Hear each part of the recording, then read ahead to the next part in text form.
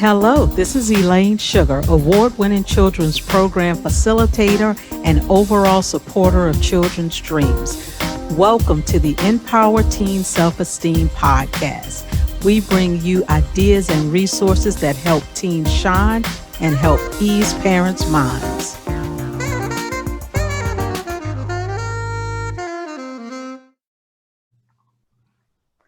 I want to thank everyone for joining me for this episode of Empower Teen Self-Esteem, and I need to move my seat. I see that now. Okay. I see that now, and this needs to come forward. I had all different positioning for the other thing, so we're going to do that again. I want to welcome everyone to this episode of Empower Teen Self-Esteem. Today, we are going to talk about several topics that you're going to find very valuable. We have someone that's going to explain the why behind the stress that we put on making sure our young people know how to read and do math. I know a lot of times we tell children what to do, and sometimes it helps to understand the why. So we have someone that's going to connect those dots for us. Also is going to talk to us about some resources for our children, especially those who are struggling with disabilities and much more. So I want to welcome the lady who is going to enlighten us today, Brett Campbell. Thank you so much for joining me. Thank you for having me. Yes, I am honored. So before we get into the details, why don't you take a moment and let our listeners know a little bit about yourself? Okay, well, thank you. Yes, so my name is Brett Campbell. Um, a little about myself. I started off in grad school with the passion of helping students with disabilities. Started off working with students and adults with autism. Hmm. From there, I was a psychology major, so I knew my passion was pulling me or pushing me towards working with kids. So I went on to get my master's degree in school psychology. I did pivot a Uh-huh. little, and Which I we're was a allowed to do. yes, yes.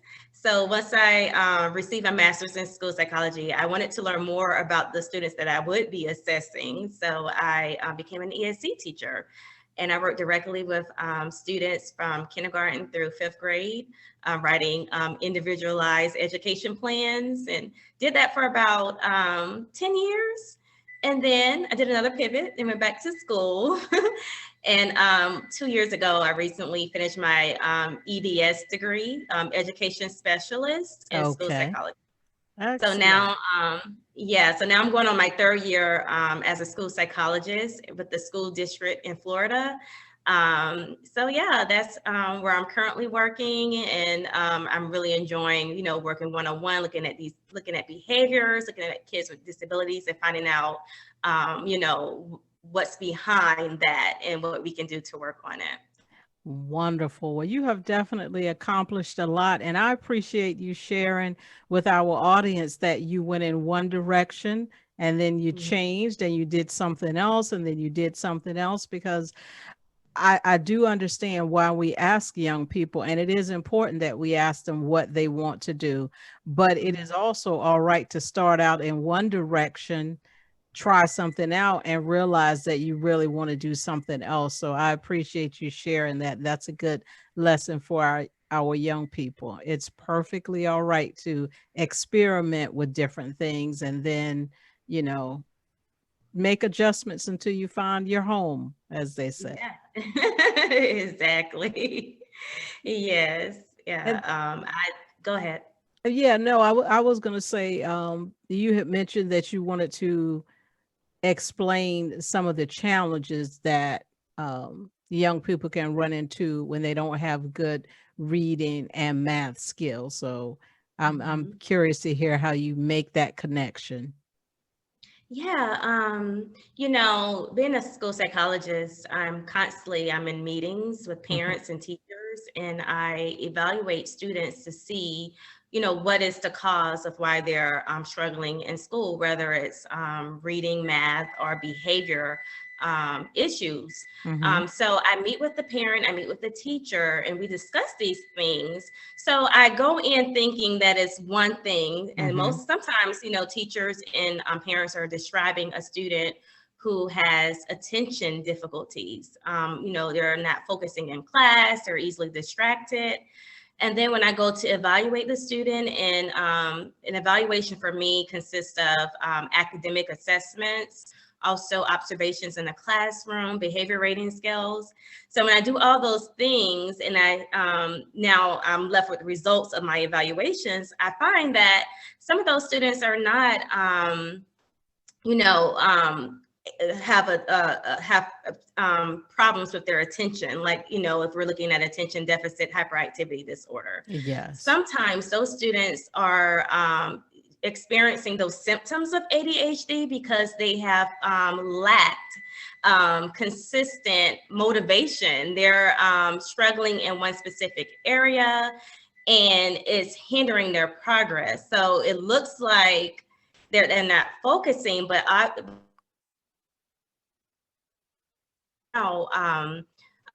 lacking the motivation. And then when the kids lack motivation, and when they are constantly, let's say, not succeeding and not making good grades or not passing, then they kind of check out. So to a teacher and a parent, it looks like they're not paying attention, or they're lacking focus, but Uh-huh. in reality, it's just that the work is too difficult, so they kind of tune it out. And I find that a lot. So I just wanted to kind of shed light on that, some students who have been retained as well, who have been retained, or students who are struggling in reading and math may show those signs, which you may think it is ADHD, but it's not. Wow, that's a Mhm. really important point. So, if you are a teen or a parent who's experiencing that, where the teacher is saying this person is not focusing, it might be attention deficit disorder. So, what does that teen or what does that parent do? How do you check to see if it's a skill set versus actually a disorder? Okay, so yeah, so typically my findings, when I do the rating scales, I send one to the teacher, and I send one to the parent. And sometimes those results can be, because it looks for a plethora of things. So it looks for anxiety, ADHD symptoms, Okay. different things. So what happens typically is another area in that behavior rating scale where learning problems may be really clinically significant. Mhm. The teacher is expressing a lot of those concerns, as well as the parent. And then what I'm finding is, when I look at the results and I do analysis and I observe the student, and I see, well, the student, yeah, he's not focusing, but it seems to be related to, That just subject. the work. Yeah, it's Gotcha. just because of the work, I observe it. And then once I get those results and I find that their academic scores are 2 grade levels below where they should be, then I'm like, okay, some of those behaviors, like teachers may see acting out, or just not focusing, or playing with things in their desk. Sometimes we want to say is ADHD because it Mhm. looks that way, but Right. then when you get the underlying issue with the student really struggling, based on the results of the evaluation, it shows that this student actually is just a student who is, who has not experienced success and is not motivated because of that. So that teen or that parent really may need to ask for help from a psychologist at the school in order to be able to tell the difference, basically. They need to go through Hmm. a process. So that's really good advice. And then you also Yeah. wanted to talk about some resources for students who have disabilities. Yeah, there are some resources. Another question I get asked all the time when I meet with parents, um, a lot of parents may have their student privately evaluated, and they may have a diagnosis of ADHD, or Mm-hmm. they may have some anxiety issues, or they may have some physical issues that kind of impact their ability to be successful in the classroom. So a lot of parents ask me, what is the difference between a 504 plan and an IEP, an individualized education plan? And I get that question all the time because parents, they want to help and support their child, and Right. they're trying to find out what is the best way to do that. So, and I always tell them, okay, so a 504 plan in an IEP, there are two different things. A 504 plan is for accommodations in the classroom. It's based on the 504 Rehabilitation Act, Mm-hmm. and students who are eligible for a 504, they may have things that are going on that kind of hinders them from being successful in the classroom. Like, for example, if we're talking about ADHD, Uh-huh. a student that has a diagnosis of ADHD may have difficulty finishing their class work on time because of Mm-hmm. they're not focusing in the classroom. So sometimes parents are saying, well, should I get a 504 or should I get an IEP? And Well, just an for IEP, those of us who aren't familiar with the terminology, how can we, mhm. as you're referring to the different ones, how can we like simply distinguish between the two? Yes. So a 504 plan is just accommodations in the classroom. An individualized education plan, which is called an IEP, and sometimes different states call them different terms, Mm-hmm. but basically it's a legal document that provides services and Okay. accommodations, services through an ESC teacher, or depending on what the need is for that student, speech pathologists work with students who Okay. have. So Okay. 504s is just simply accommodations in the classroom, And what is and an I accommodations, and what type of accommodations are you referring to? accommodations in the classroom. So for students who, let's say, like I mentioned earlier, who have a diagnosis of ADHD, they may have difficulty completing work on time. So accommodations are things that are put in place to help that student become more successful. So that student may have extra time completing their assignments. They may be able to test in a small group, or they Okay, may good. pulled out to a separate location Yes. during district and state testing, so they can have a quieter environment with less distractions. Yeah, and I like explaining what some of those support systems and explaining some of the things that can be done, because if you are a teen right now listening to this and you're struggling with this, these are all Mhm. things they can do to help you. Like she's saying, sometimes when you're taking a test, they'll put you in a smaller environment so it's easier for you to focus. So there are Mhm. things that can be done. I know sometimes you can really internalize and feel bad when you're Mhm. struggling in school. So Mhm. going through the process of having someone ask you some questions, look over your test scores, go through this process that Brett is describing. That's all to help you. That's going to help them figure out how to help you successfully get through school. So just Mhm. keep your head up, keep moving forward, and ask for help. I think that's fantastic. Yeah, it's definitely out there. A lot of parents, they try to navigate everything on their own, because it's sometimes you just don't know the information. But yes, I always express to parents to definitely reach out to the school.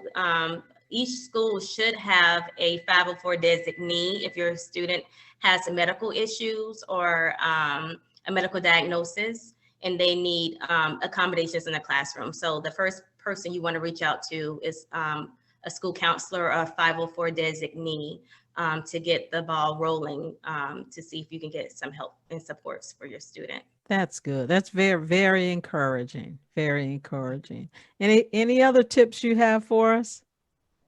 Yeah, so a lot of high school students, who do have an IEP, and some students may have a 504 plan as well. I get a lot of questions too from parents asking, well, what happens when they go to college if they're planning on going to college? Right. Do that, will the 504 plan follow them? Will the IEP follow them to college? Well, the answer is no. The 504 plan and IEP does not follow them to college. Colleges are not, they're not obligated to abide by those documents that are in high school. However, you can present that information, your 504 plan, your recent 504 plan that your student received in school, any medical information to the college, and they will then give you accommodations in the college setting. So it's very important that parents and students know that, you know, if you did receive accommodations in high school, it does not have to stop there in high school. You can use that information to receive accommodations, but you have to request it and you have to let the school know that you need it. That's very important because some students may struggle through high school and feel like, well, if I struggled in high school, then why even bother? Or they might count that out. But what you're saying is that same support that you received in school and that documentation that was collected, you share that with the college, and then they can help make accommodations and arrangements for you to succeed there as well. So I think that's fantastic that you're not just left on your own, but I also did not miss the fact that you stressed that you need to take the information to them and you need to request the assistance. So those are two action steps that we need to take. Yes, because if you do not, they will not know. They're not, they're like, you know, how most students cum folders follow them from school to school and you can look at the records. Well, they're not going to have your records. They're not going to have any information concerning what disability that you have.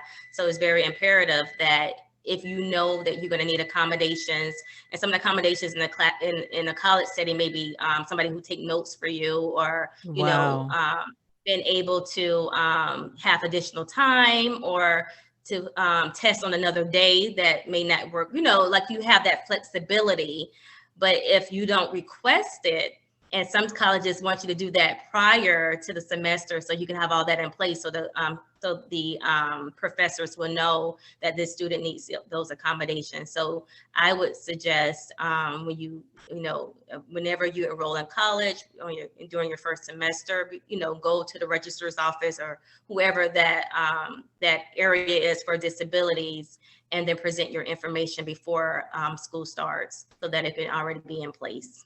That is some pretty powerful information there, that because I know that it can be discouraging when you're struggling. So there's help available, request it, ask for it, and then follow that through right to college. That's wonderful stuff. So tell us about mind meds. Yes, mind medicine. Yes, mind meds for short. It's something that's so near and dear to my heart.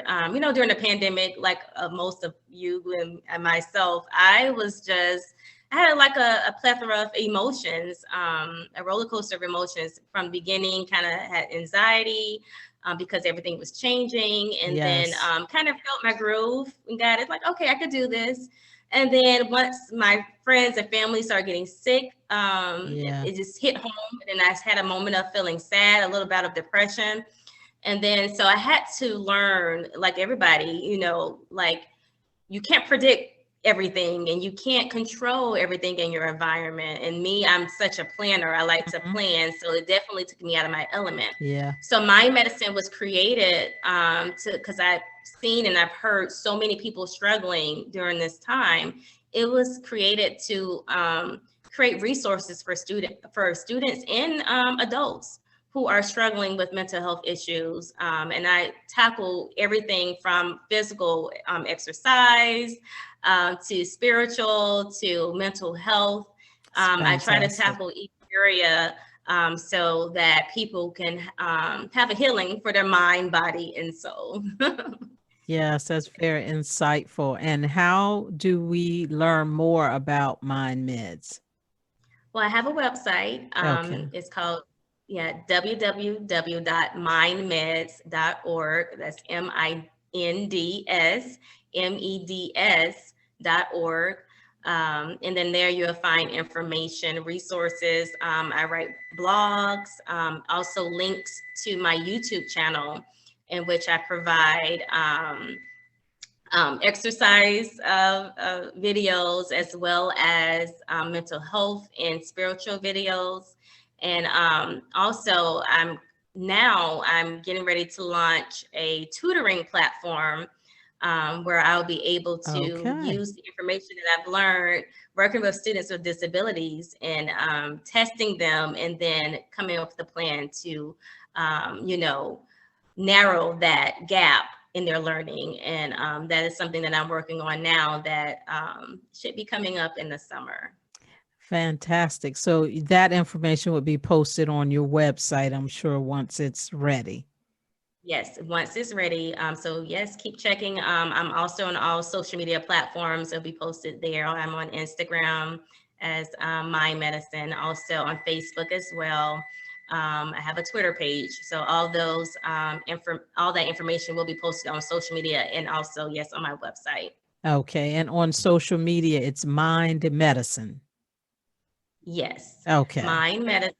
And then also all my links to my social media is also on my webpage. So Okay. if you want a direct link to it, you can look on my webpage and just click on the links, and it will take you directly to my social media accounts. Wonderful. Well, you have been a fantastic guest. You came with lots of very impactful information, some action items that can make a difference in a child's life. So this has been wonderful. You have been a wonderful guest. And I will share your links in the description of this episode, so that if people were not able to capture it, they can just copy and paste or click those links right from the video description. Okay, thank you. Thank you so much. Thank you for having me. It's my pleasure. Thank you. Yes, it has been a pleasure to meet you. I love everything that you are doing. Very helpful. It's helpful. It's directly for children, but it's definitely helping the parents as well. So thank you so much. And I want to thank all of our teens out there and all of the parents who have joined us for this episode. Please continue to follow us and join us for our next episode of Empower Teen Self-Esteem. Thank you. Thank you for joining us for this episode of Empower Teen Self-Esteem. Please follow Kids More Sugar on social media. Please do subscribe to our YouTube channel to show that you support this content. And you can visit our website at kidsmoresugar.com to learn more about our free online kids program. Thank you.